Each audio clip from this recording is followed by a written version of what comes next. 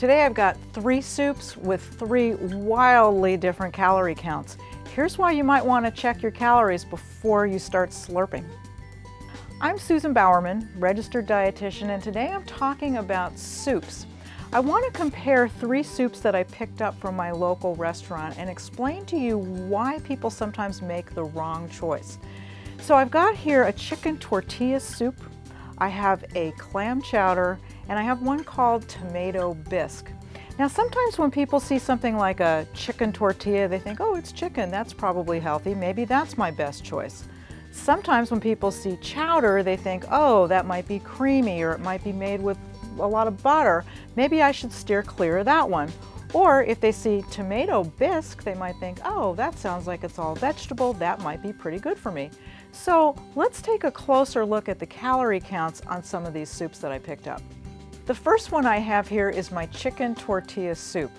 And the description on the menu says creamy white cheddar, roasted pasilla, tortilla strips, which are similar to croutons, pico de gallo, avocado, cilantro, and coriander.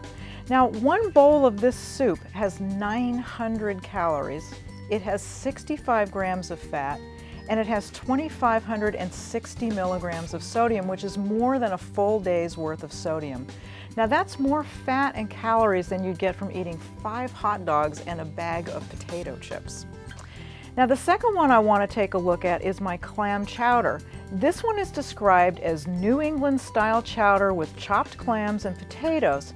Now this one might sound rich, but one bowl of clam chowder from this restaurant had 360 calories, 22 grams of fat, which is about 1/3 of the fat that was in the tortilla soup, and the sodium is 980 milligrams. Now that's still high, but it's less than half of what was in the tortilla soup.